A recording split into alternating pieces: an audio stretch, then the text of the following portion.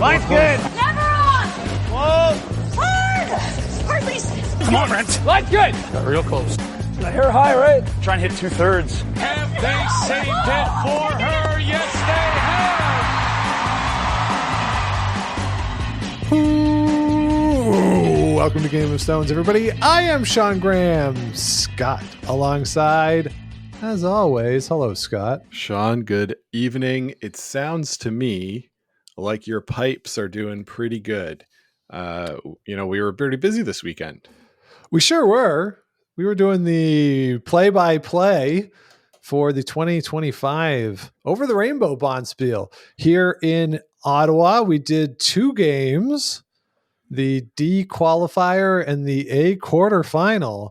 Scott, this is our first time doing live commentary for a curling game. How did you find it? You know, Sean, I always said, we could do better than that. When people are bad at it. I don't know if we were better than anybody, but I had a good time. I don't think we were worse than most. Yeah, it was pretty fun. Somebody said we sounded engaging. That's all you can ask for. Yeah. So overall, I had a fun time. It was cool being there. It's a really fun weekend at that club. So yeah, overall pretty good. And our voices are okay. Yesterday, Sean, so this is Wednesday, yesterday on Tuesday, I was so tired all day, no energy. I mean, it was also because the Bills lost. Maybe I had a beer too many, but today I got a good night's sleep, back at it, feeling good. Nice. Yeah. And it's Mom's birthday. So happy birthday, Mom. Yeah. Happy birthday, Mom. It was a nice day here in Ottawa. Lots of snow. Called Mom earlier, said that there was lots of snow where they are as well. And that she spent a lot of the day doing a bit of shoveling and a bit of brushing the snow off of the porch. Wow, Sean, you're better than me. I emailed her. You emailed her? Okay. Well, she said she talked to you. Oh no! She said I heard from both of my kids. Yes. I see. All right. Well, I got her a gift too, so I had to email her the gift. Oh, okay. All right. I see what you're saying. So, Scott, something a little different this week, but something that I'm very excited to get into here. We've mentioned it before on the show, but we wanted to do a bit of a deeper dive because this past weekend was the annual Sawtooth Outdoor Bonspiel. This is an event that takes place in Stanley, Idaho, put on by the folks at the Boise Curling Club. This is an outdoor bonspiel that takes place in the Sawtooth Mountains. Stanley is a small town up there in Idaho that you go outside, you play some games. They have 16 teams that enter it, and there's more people who want to, but there's space for 16 teams, Scott. So we had the absolute pleasure of talking to the chair of the organizing committee, Jeff Salmons. Yeah, excited to hear from Jeff, hear a little bit more about what the Bonspiel is, how it works, who comes, what the atmosphere is, all those kind of things. Sean, you said Stanley's a small town.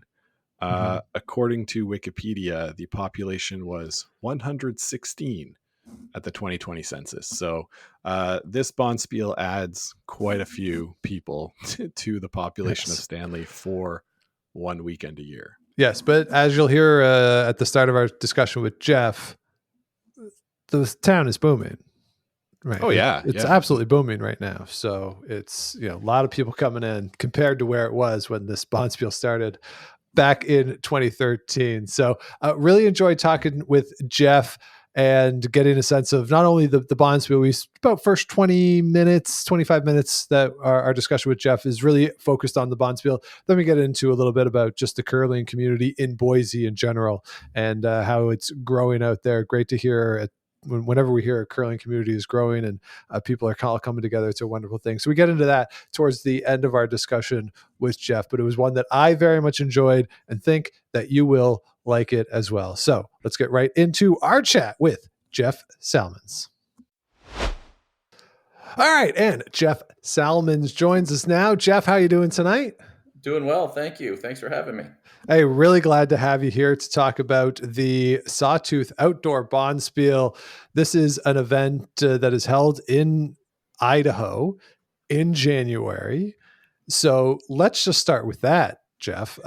For those of us, you're north of us, right? I believe here we're in Ottawa. I think you are still to the north of us, even though as we, like to pride ourselves as, true north and all that kind of stuff. You're further north than us. So how long has this Bonspiel been going on, and what is a bit of the history of it? Okay, so the first year that we had the Bonspiel was 2013.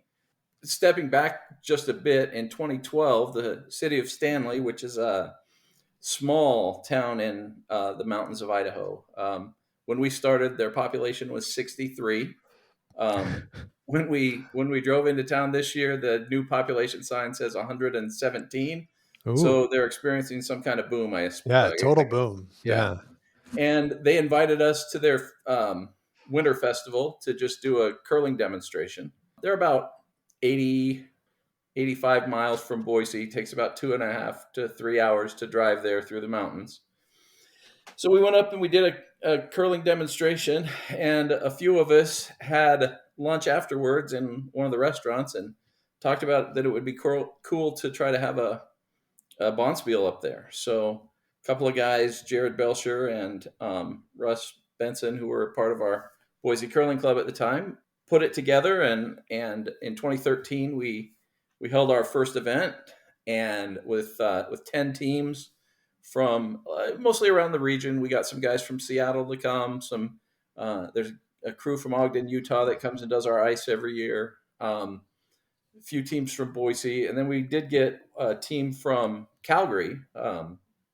Nice. A couple of young couples, early 20s kind of couples. They came down and they curled with us, and we had a good time. So we decided to do it again. In 2014, we were able to get 16 was always our goal for 16 teams. We were able to get that in 2014, and ever since we've had, from that time of struggling the first year to get 16 teams, by the 23 Bonspiel. So in the fall of 22, we sold out in 45 seconds. The registration was wow at 11 or noon Mountain Time, and by 12 o'clock and 45 seconds, it was full, 16 teams. So we've gone to a lottery system since then. And this last year, we actually had to cancel halfway through the spiel because it got to 40 degrees Fahrenheit. I don't know Celsius conversion. Yeah, it's probably like five around 5 Scott? Yeah. 3, 4, 5. Yeah. So, and you can't curl in that. The ice melted and it was raining, and so we had to cancel. And we, rather than go through the lottery, we let as many teams come back as wanted to.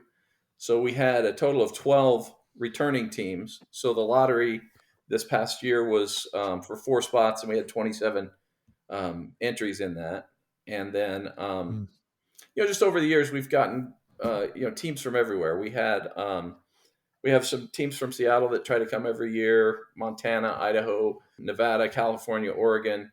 But we've also gotten teams from Chicago and North Carolina and Detroit and Wausau, Wisconsin. We had the team from Calgary. We had a women's team from Vancouver, a couple of ladies who've since played in the Scotties. Team from Oklahoma, Texas, kind of all over. We're doing pretty good. That's pretty impressive. I think the question that I think immediately would come to mind for most people, because on the website it bills that Stanley is the coldest spot in the continental United States, where there's only 3 months of the year where the average low temperature is above the freezing mark, which yikes. So the question that immediately comes to mind is, why? Like, why be outside and do this? Right. Well, so our club in Boise, we curl on hockey ice, and it's a city-owned facility, and especially when we started the Bonspiel, the city, their priority is hockey.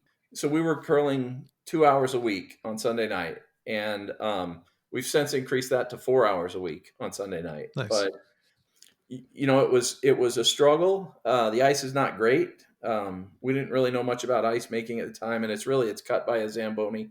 We don't have proper curling ice making equipment, and so there's channels and there's slopes, and the ice is just not consistent. And just because of the way they run the facility financially, if we wanted to have a bonspiel, and most clubs do, right, have like their annual spiel to make money. If we wanted to have one there, it was going to be, we would have to book the ice basically for the entire weekend at, now it's $300 an hour. At the time, it was probably $200 to $250 an hour for an entire weekend. Is just, from the 6 a.m. to 10 p.m. or whatever. So we just couldn't do that. So we were looking for other means to be able to hold a bonspiel. So we decided to look outside and do it outside. Scott, you've made ice before, but in a curling club. Yeah. I don't know. What do you think about the ice making outside process would be like? This is like something I'm super interested in is how exactly do they do it? Sean had a lot of experience on skating on the Rideau Canal, which is natural ice. But doing it on a lake, I'm wondering like how do they make things smooth, and how do they get the lines set in, all that kind of stuff? Well, okay, so first of all, it's not a lake. City, it's a river. No, the city plows out a patch at the end of the summer up by their airport, up on top of a hill. They plow out a patch. They make it as flat as they can, and then when it freezes, they flood it.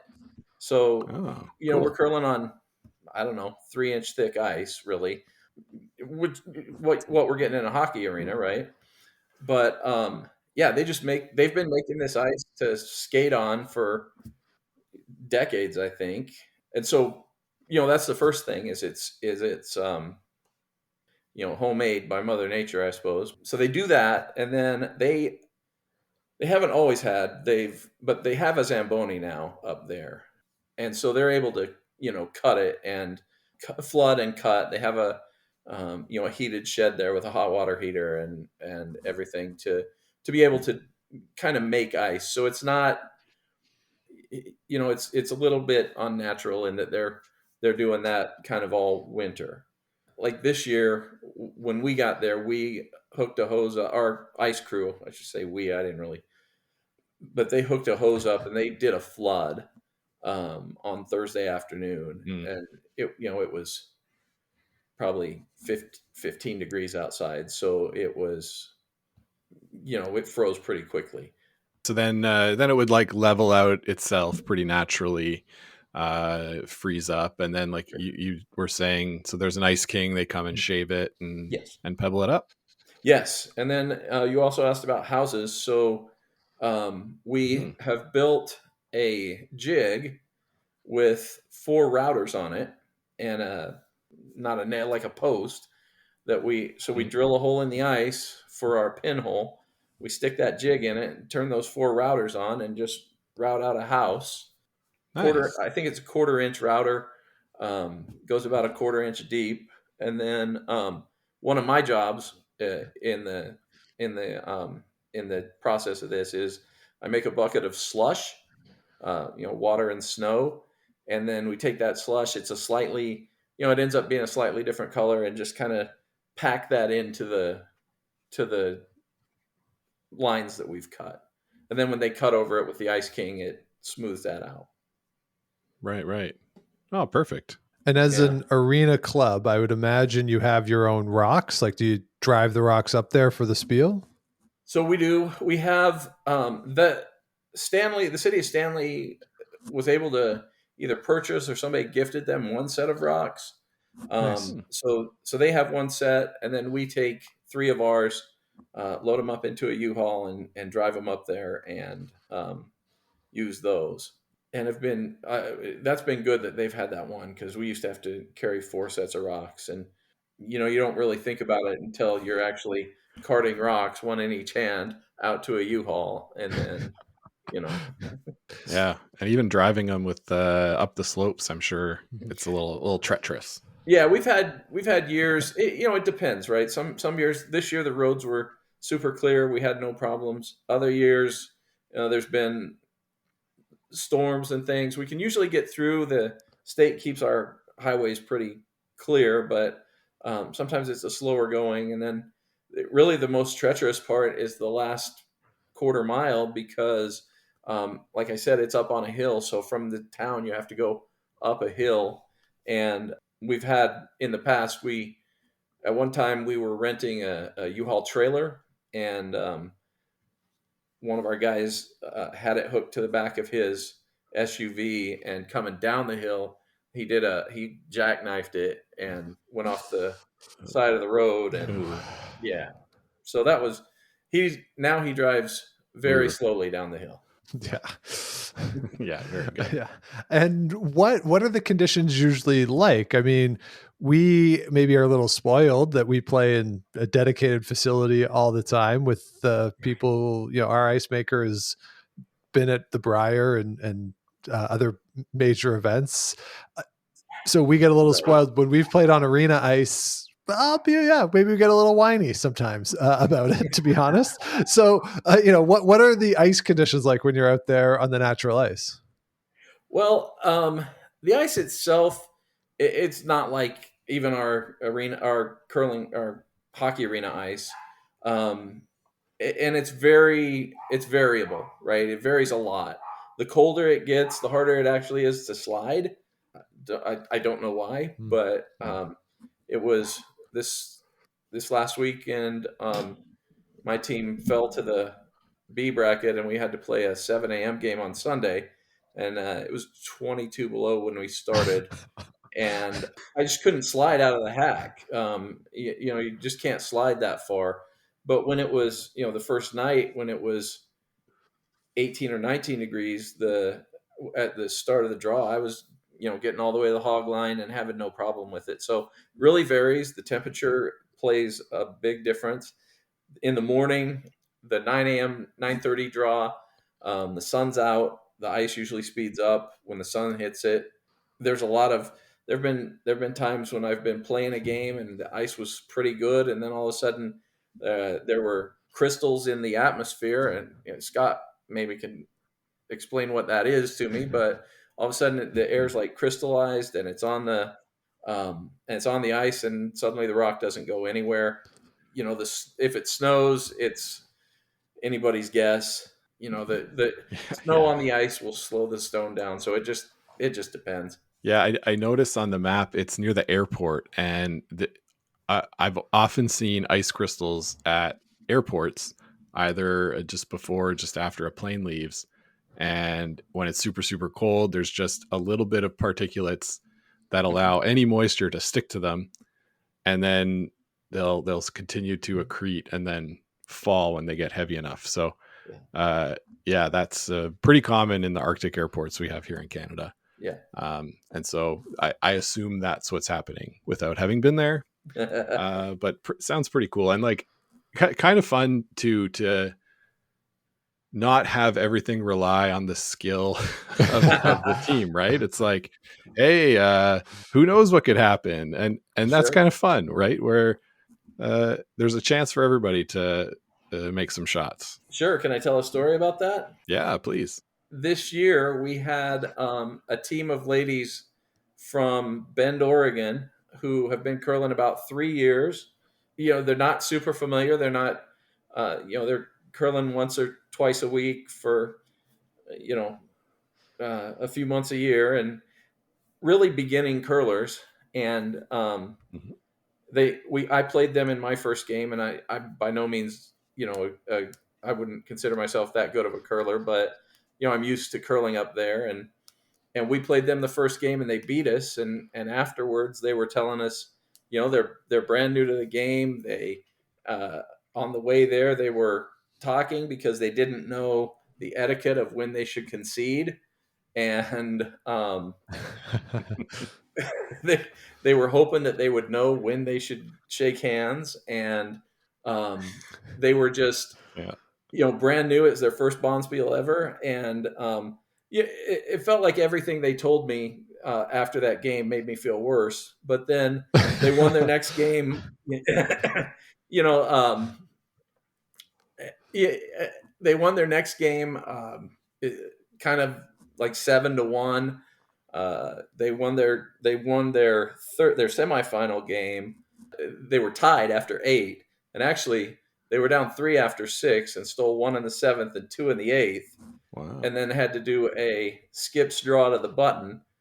And I had to explain the rules to them because they had never actually done a skips draw to the button. So the first round, both their skip and the other skip missed the house.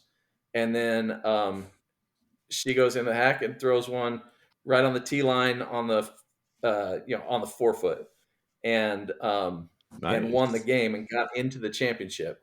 First ever Bonspiel, 3 years of curling, and they're beating all these teams that go up there and think we have some sort of ability. So it really is more about just enthusiasm and getting the stone down the ice than it is about strategy and your curling know-how. Yeah, everybody's there for the fun, right? That's good. Right. Yeah, I would think I would know when to shake is when I can't feel my hand anymore, and I have to go inside now. Now, I'm curious because you do play night games there, which of course at this time of year, night starts at around 4 p.m. roughly. I would say 5 o'clock. 5 o'clock. Yeah. Okay. Yeah, so how do you light it? Like what's the lighting setup? So the ice rink has lights there's light poles kind of at the corners and about center ice. There's light poles. It's not super bright, but it's light enough to see. And then if you go to our website, which is sobidaho.com, there's a picture of our first year. We had a guy who got real ambitious and put some sort of LED glow lights into the houses on one of the sheets, and we routed out a channel and ran power to them. It's really cool. We've never done it again because it was very difficult, and that guy's not in our club anymore. So, but people still ask us about it, and it's still the screensaver on my phone because it was so cool. Pretty cool. Yeah, it does look really cool. Now, a photo that's on the front page of the website is 2 people sweeping a stone. From your experience, does that do anything in an outdoor setting? Does the sweeping actually affect the rock? So yes, not like it does indoors. I'm sure sweeping it, you can carry the rock a little farther. I don't think it does as much as indoor sweeping. But a few years ago, one of our guys got from a club, I want to say a club in Calgary, was getting rid of all their hairbrushes or hair brooms because they're illegal now. And so we purchased or got them from them and have like 20 of them. So the 2 sweepers on each team can have a hair broom. And we've found that those work best because they get the particles, the stray snow that's been tracked on the ice, and that definitely makes a difference when you can get up any of the, because just outdoors it's not clean ice anymore like It is indoors. So that helps a lot. Every once in a while somebody will they'll be screaming at their team and to sweep, and they'll shout switch or something, and everybody on the ice will start laughing at them. So, I don't think directional sweeping is a thing. Yeah, right. Yeah. Well, it's cool, right? Because it goes back to some of those early days of like really where the sport was founded, right? It's the sport is founded on outdoor rivers and lakes, like that. That's what the sport really is. So I'm for as much as we might joke about, okay, you're freezing out there, and like, why do you do this? Like, is there when you're out there, because it is, based on the photos, an absolutely gorgeous setting that you have out there in the Yes. Sawtooth Mountains. It's beautiful. Like, is there sort of a serenity to it, and like a sort of back to basics of the sport? Like, I'm just curious, like, what does it feel like when you're out there surrounded by that setting, curling, okay, freezing, but like just, is there a sentimentality to it for you? There is. There are usually a lot of references that people make back to, well, this is how curling started, or this is what they were doing in Scotland in the 1700s or whatever. And so there's usually references to that, and then just being out there, the town, the nighttime draws, we're kind of the only people making noise. Everybody else has gone indoors, right? And so we're the only, and you can kind of hear the stones and the curlers, but there's, like you said, there's that serenity. There's not the echo that you get, I don't, in a club or in an arena where there's that echo back, and it's just quieter. And then in the morning, when you're out there at 7 a.m. and it's still dark, and then at about 8, the sun starts to peek over the mountains and hits the other mountain range. It's just like, we've had games stop, people broom stack to just watch the sunrise. So yeah, it's very cool. Yeah, that's beautiful. So Jeff, I'm a little curious about maybe your personal journey in the sport too, right? We've talked about certainly the Bonspiel, but how did you get into the sport initially, and what is the curling community like out there in Idaho? Well, I got into the sport kind of by accident. I was a physical education major in college, and so I pride myself on knowing a little bit about every sport. And so I was slightly familiar with curling, kind of watched a little bit in the '06 Olympics, and then moved to Boise in 2009, and lived at my in-laws' house. They were very gracious to let us live there, but I was looking for ways to get out of the house. And so the job I was working at, we were in training, and the guy next to me and myself, neither of us was really that thrilled about the job. So instead of paying attention to the trainer, we were surfing the web and looking for things to do. And I have niece and nephews that play hockey, or played hockey. I guess they're adults now, and but they played youth hockey. And so I asked the guy next to me, is there any place here in Boise that my kids will be able to play hockey? And so we Googled and found the arena, and they had pictures of the curling club, was on one of the pages. And we thought the people looked fun and the game looked fun. So we went to an open house and just loved it. I thought it was, I always tell, I teach the open house and give the kind of off ice safety briefing. And I always tell people, when I came out, I thought it was like bowling, which I do about once a year. I go and I bowl, and I'm good for another year. And I thought it'd be like that I would just give curling a try, and maybe I'll come back to it. But instead I got hooked and joined the league the next week. And I think we've only had like one league since the fall of 2009 that I haven't curled in. And, so I then in 2010, the Vancouver Olympics, our club just exploded. We had so many people come out, and the club's grown tremendously since then. When I joined, after the fact, the president of the club told me if the 5 or 6 of us that joined the club that year and started curling that year, if we hadn't joined, that the club might have folded. And so, Wow. we had 8 teams, and so since then, now we have 20 teams, and had to turn people away. So the club's grown tremendously in those years, and that's kind of my story as far as the atmosphere. Like I'm sure it's like this everywhere, but the curlers out here are just, the greatest people.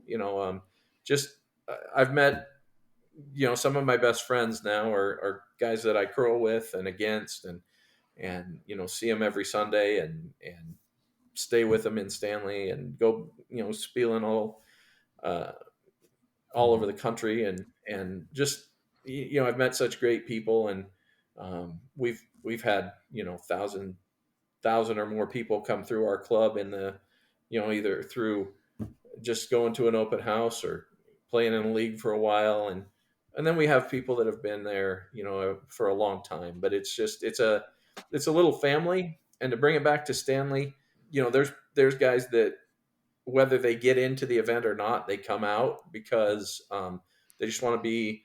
It's like a family. It's like a reunion every year up there, and just seeing these guys that you only see them once a year in Stanley, and it's a family.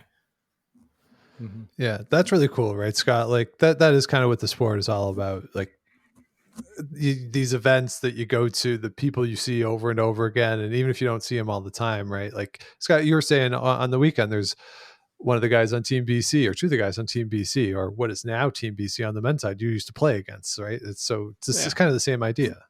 Yeah, and it's one of these third places that a lot of people talk about, right? You've got your work, you've got your home, and a lot of third places are disappearing. But being able to call the curling club, the curling center, a third place is one of those important community pieces that, for us in Canada and in the prairies especially, that sort of was necessary because of those small towns. And when we talk about Stanley, that's kind of probably why they built that skating rink, was to have a place where people could go, to gather as a community in the long, cold, dark winter. Yes. Yeah. And especially, like, as you say, Jeff, like, you're new in a place, a curling club can be a place to meet people, and you're going to meet, I mean, I've met a couple jerks in my years at curling clubs. They exist in curling clubs, but for the most part, it's nice people and people who are friendly and welcoming, who will sit with you and hang out and chat a little bit. So with the growth of the club, I'm curious, looking forward, of course, we are just a little more than a year away from the next Olympics. Over there in, actually, curiously enough, back in Italy, as it was in 2006. What sort of planning do you guys do at the club to brace for what is certainly going to be that sort of quadrennial rush of people coming to try and test it out? Well, we end up just having so many people come through, right? That we end up putting our leagues on hold. I think in 2018, when Schuster won the gold, was incredible. We probably had, in the month of February, we did every Sunday night. We were able to get a weeknight, and we had probably 400 people come through to give curling a try. And even in the last cycle, was that 22? Yeah, 22. The 22. Yeah, and back when they were in China, which I don't know if was there an effect of the games around in the middle of the night? Maybe not as many people are watching them.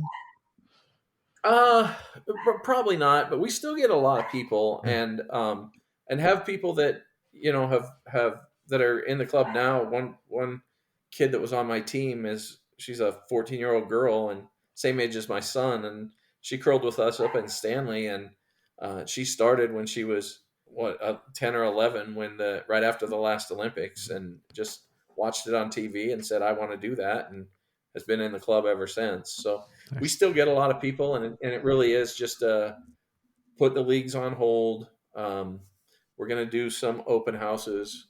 We're going to probably have instructional type beginner leagues to try to get people in, and we kind of have to just prepare ourselves as kind of the diehards that we're just not going to get to curl as much that spring. Right. But in the greater good, right? It's all for the greater good, and get more people into the facility. Now, I'm not going to ask, but I'm just going to say dedicated facility. Just throwing out that is a gigantic undertaking, I know. And actually, no, why not? I'll ask, has that discussion happened for you guys out in Boise? It has. We've been working on it for a while. We've been down the road with at least one facility where, we thought it looked promising. It ended up they weren't going to be able to make it happen. It was an old movie theater, and the company that owned it was going to renovate it for us, but just the cost was prohibitive. We weren't going to be able to afford the monthly rent. We've looked at some places. I think one of the problems we've had is we have a lot of enthusiasm, but not a lot of expertise. Yeah. And so we have a couple of people who've moved into our club in the last couple of years. I guess they've been there. They came the first time they came. We were watching the Olympics. I think it was like not the gold medal game, but maybe Gushu was in a playoff match at the Olympics, and they came, and they're from San Francisco, who has built a dedicated club, and so they have kind of started to head up the search for ice, and I think that's going to help us. That they just have that expertise and they have that desire and kind of the flexibility in their careers to be able to put some time into it. And I think we're heading down that road, and now it's a matter of finding a place for a facility, and we're financially in a pretty good place. We'll still have to raise money, but we're in a place where we could at least sign a lease on a building and then do some fundraising and get in there. It's just now it's a matter of finding a place because the Boise area is one of the fastest growing metro areas in the country, and so with that comes high real estate prices. Yeah, and I'm sure a shortage of people to do the construction parts that's necessary too. Yeah. So yeah, tough. And people that do have spaces want to they want to make a lot of money out of it, which I don't blame them, but we're kind of a high risk, low reward. Right. Yeah. I mean, there is. I think it's in California, and it might be one of the ones in Northern California or San Francisco. Don't they share their cold room with the brewery? And so all the tanks are out there in the cold room on one side, and then there's a couple curling sheets back there as well, like that, like some sort of partnership like that. I mean, you got your built-in market of people who are going to buy the beers, who are right there. So there are options, but I mean, it's great that the sport is growing in Boise. That you got the extra time on the Sunday nights that people are coming out. Up to 20 teams. Like that's the sort of stuff we love to see, and that you build that community out there in the sport. That you have it both in Boise and with this Bonspiel. So Jeff, you said, of course, that there's the lottery system, and the Spiel was this past weekend. But if people want to learn more about the Bonspiel, get in on the lottery for next year, how can they do that? So our website is sobidaho.com.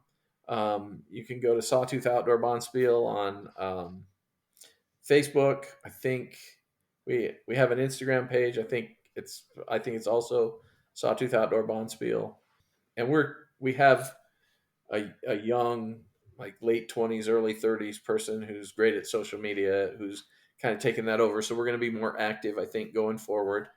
And just like I said, sobidaho.com is the best way to go. And we like seeing the same people every year doing the reunion thing, but we also like having new people come in. So we definitely would like to have people do that if they're at all interested. The lottery system is set up so that it's kind of like actually a runner set it up for us.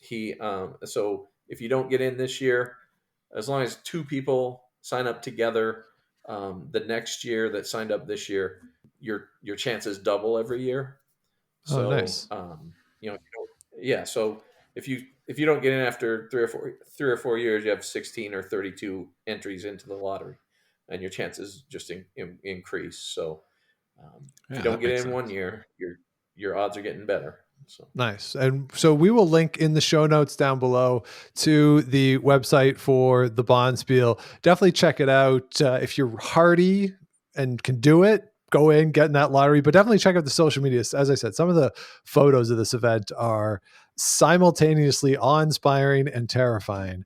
So really do encourage you to check it out. We hope to get out there one day to play in this. It does look pretty cool. And Jeff, we really appreciate you taking the time to talk with us tonight. Thanks, guys. I have a spot on my team for you. You guys can be my front end, whatever you want to do, whenever you're ready. All right. I'll have to learn to sweep again, but yes, that's good. You can be third. Scott, you can play third if you need to. All right. As I age, and in that cold, stiffen up, so. Oh, yeah. Oh, all right. Well, again, thanks a lot, Jeff. We really appreciate it. Thanks, guys. So there you have it. Our chat with Jeff Salmons. And again, we thank him for his time. Scott, that was a lot of fun. Yeah, a lot of fun. Really cool to hear about it.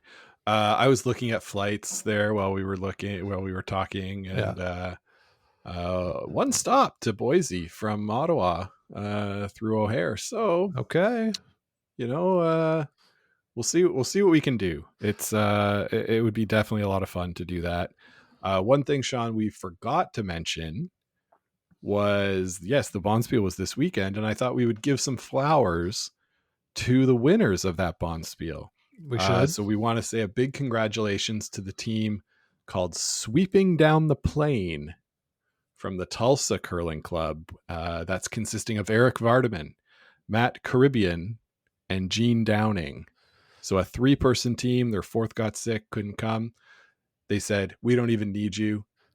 Come in and take the title. So a team from Tulsa going up to the mountains and winning, dreams really do come true, Sean. Yeah, pulling a goose shoot. There you go. Yep. Very good job by Team Sweeping Down the Plain. Congratulations to them on that victory, and to everybody who participated this past weekend. As Jeff was saying, a successful version after having to cancel last year owing to weather. This year, all across North America, it has been very cold in January. So, based on some of the images we saw from the French Quarter down in New Orleans, they might have been able to play down there for a bit too, when you see people skating around down there in New Orleans as well. So congratulations to those guys. Congratulations to Jeff and the entire organizing committee. Anyone who's ever been involved in a Bonspiel at a curling club knows how much work goes into it. Throw in the added logistics of doing it outside, away from where you live. It's a huge undertaking for those guys. So congratulations to them for putting it on. And I'm sure they're glad it's over for this year too. I have a lot of fun, but whenever you do organize something and it's over, you like to put your feet up for a little bit, and certainly a well-deserved break now, hopefully for Jeff to get a bit of R&R for him and the entire team. So I think, Scott, that'll do it for us this week. So thanks so much for listening, everybody. If you have not yet, please do subscribe wherever you get your podcast. Like, rate, comment, all that good stuff helps other people find the show and keeps us growing. Of course, you can head on over to GameOfStonesPod.com. Past episodes are there under the episodes tab. Link to the merch as well. You can follow us on the socials at Game of Stones Pod, except for Facebook, where it's Game of Stones Podcast. And of course, if you want to let us know what you want to hear on the show, GameOfStonesPodcast@gmail.com.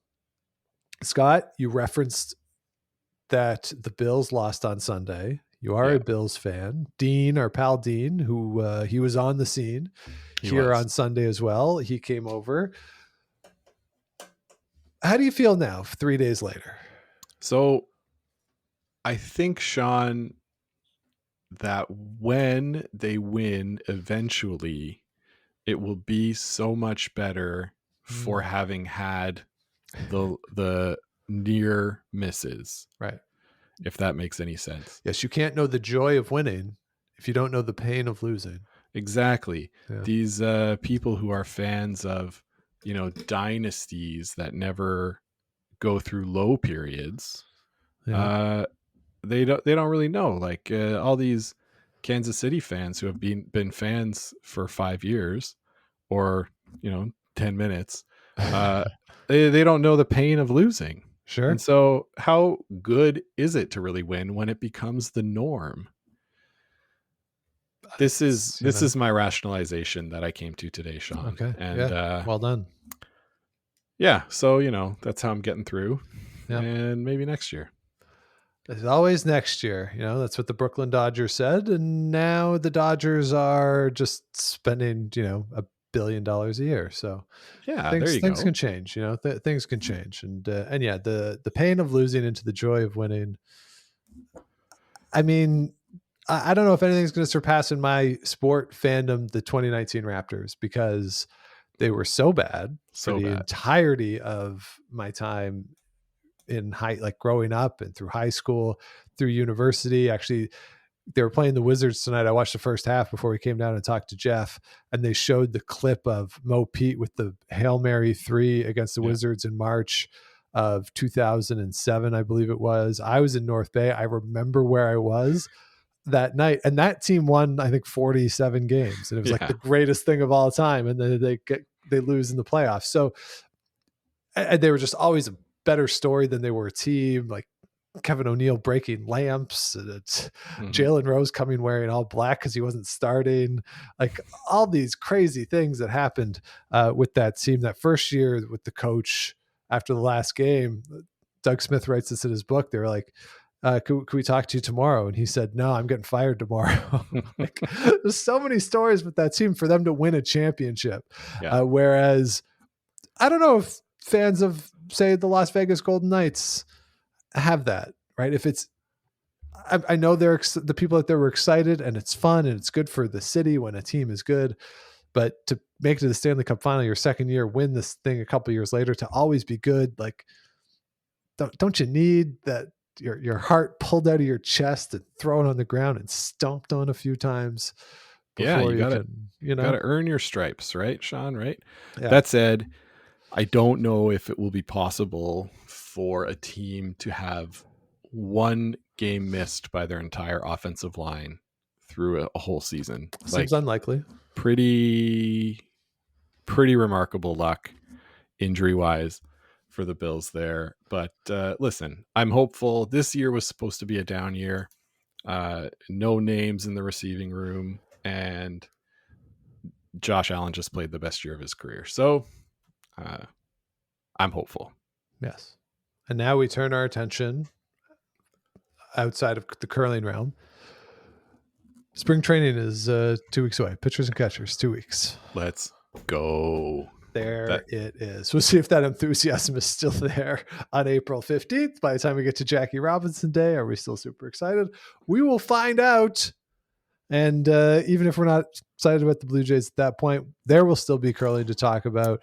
And there's a lot of curling to talk about between now and then. So we will join you again next week, as a lot has happened. We haven't talked about any of the provincial finals at all, but we're getting into Scotty's Briar season, favorite time of the year for me in terms of watching curling out there. So a lot coming up in the next few weeks. So please do join us when we speak to you again next week. But until then, keep those brooms on the ice and don't dump that intern. Make the final.